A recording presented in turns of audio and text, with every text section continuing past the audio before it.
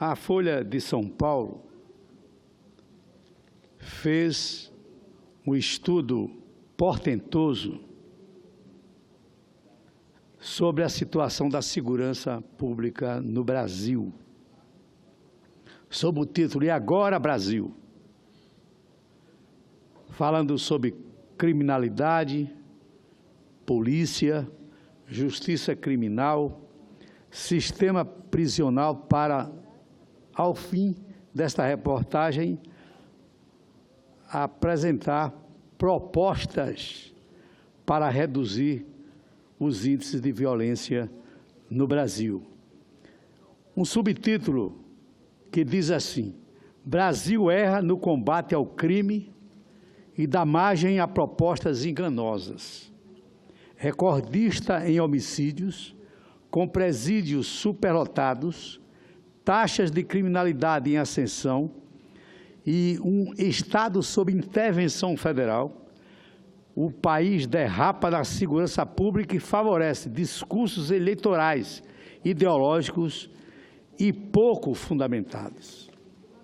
Em seguida, numa página interna, o jornal Folha de São Paulo apresenta um mapa mostrando a violência no Brasil e destaca, infelizmente, o estado de Sergipe como o estado em situação de maior violência. São 63,95 crimes violentos por cada 100 mil habitantes no menor estado da federação, o estado de Sergipe. Isso não é nem um troféu, senhor presidente. Isso é uma tristeza, é uma vergonha. Sergipe supera o país Honduras, que tem um índice de 63,75% inferior, portanto, ao estado de Sergipe. Na leitura dos textos apresentados pela Folha, restou a convicção de que este Senado, na voz do presidente Eunício de Oliveira, acertou ao priorizar o tema segurança pública em 2018. Mas fica também a sensação de que precisamos agilizar a análise de propostas legislativas e sermos mais criteriosos na seleção do que se pretende oferecer como resposta à sociedade brasileira.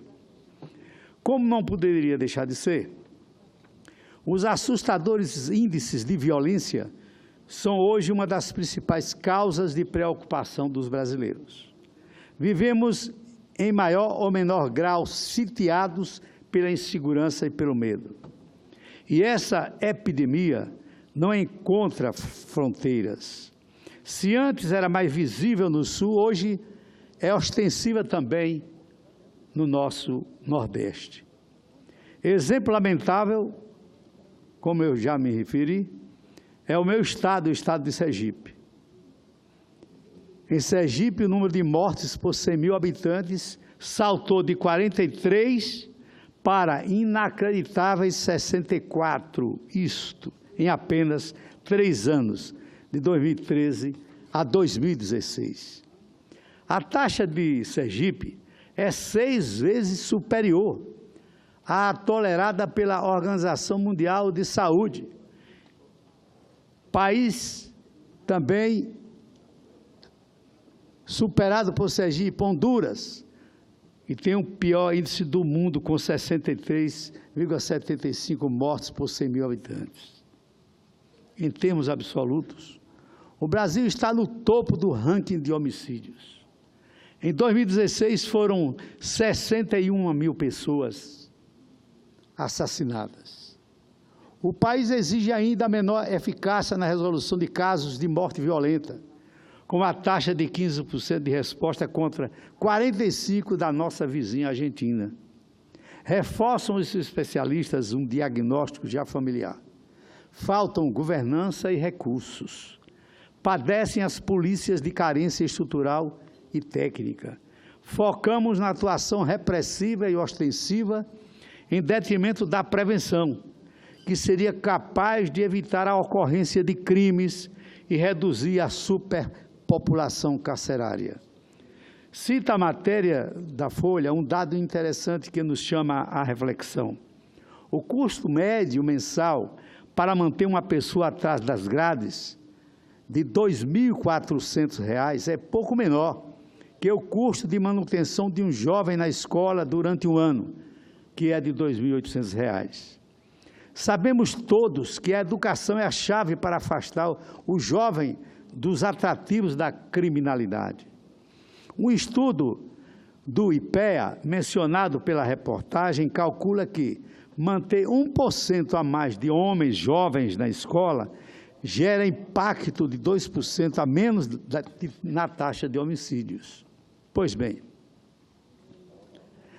avançamos neste Senado a aprovar a impossibilidade de remanejo de recursos do Fundo Nacional de Segurança Pública. Existe a intenção de votarmos o quanto antes a criação do Sistema Único de Segurança Pública, o SUSP.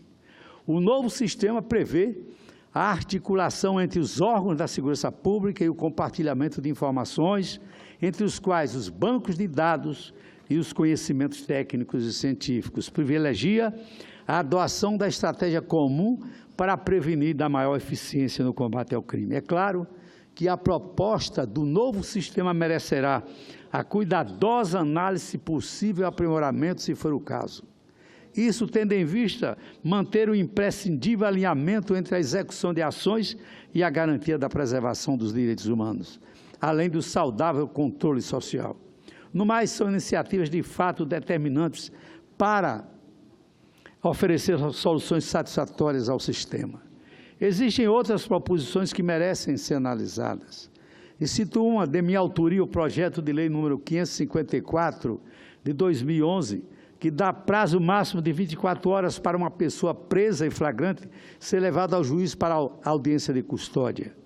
Aprovada pelo Senado, com a relatoria do senador Humberto Costa, aguarda a apreciação na Câmara, está pensado a projetos relativos ao processo penal.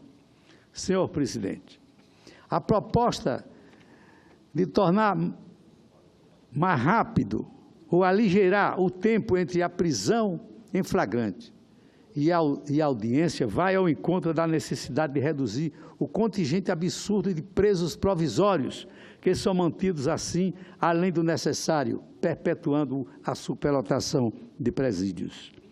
Vejam novamente o caso sergipano. O número de presos no sistema prisional de Sergipe está 60% acima de sua capacidade, segundo dados do Monitor da Violência. São 3.267 vagas para 5.226 presos, sob a supervisão de apenas 504 agentes, ou seja, apenas um agente penitenciário para supervisionar 10 presos, quando o aceitável é um agente para cada 5 detentos. Não tem como dar certo. Somos o terceiro país em encarceramento e não vimos redução da violência. Essa constatação é importante para entendermos que a agilidade na votação de propostas deve estar alinhada à preocupação de não cairmos em armadilhas em torno de iniciativas que já se mostraram ineficazes. Precisamos evitar a direção oposta às práticas modernas de combate à criminalidade. Concordo com a abordagem de especialistas ouvidos pelo jornal A Folha de São Paulo. Investigar com eficiência e garantir a resolutividade dos casos é o que reduzirá a violência. Exatamente porque acaba com a aposta na impunidade. Para além, a elucidação dos casos de crimes e a punição correspondente ao agravo evitarão a tendência de optar-se pelo caminho também equivocado do aumento das penas de forma indiscriminada. Partilho da opinião de que, para crimes não violentos ou de pouca repercussão, seria mais efetivo adotar medidas alternativas, como monitoramento eletrônico, restrições de direitos, multas e reparação do dano com medidas de extinção da punibilidade. reservando a prisão para crimes violentos e de grande gravidade. Para encerrar, repito o que já disse nesta tribuna. Alternativas existem, só precisam ser aplicadas. É possível reverter a atual situação? É possível, mas é preciso conjugar esforços, reconhecer a responsabilidade e o papel das 3 esferas do poder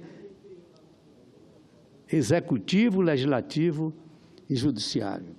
Só assim, para reverter essa grave situação que envergonha, apavora e ameaça a sociedade brasileira. É o que tinha a dizer, senhor presidente. Eu agradeço Vossa Excelência, senador Antônio Carlos Valadares.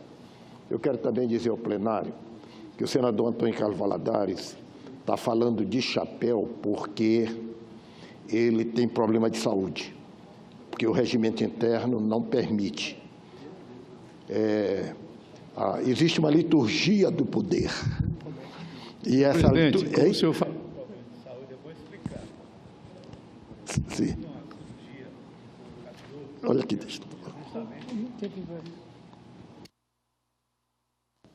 dos raios solares e também da iluminação artificial, inclusive interna aqui do Senado Federal. Toda vez que eu venho para aqui sem chapéu, eu volto. No dia seguinte já estou com o couro cabeludo, ou seja, careca totalmente vermelha e fazendo ferida.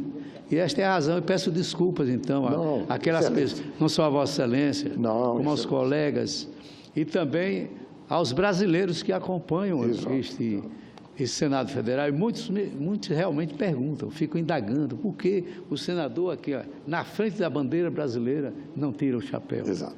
E, de fato, aconselho médico, e para evitar mal entendidos, é que estou explicando, foi bom que Vossa Excelência tocasse no assunto. Obrigado.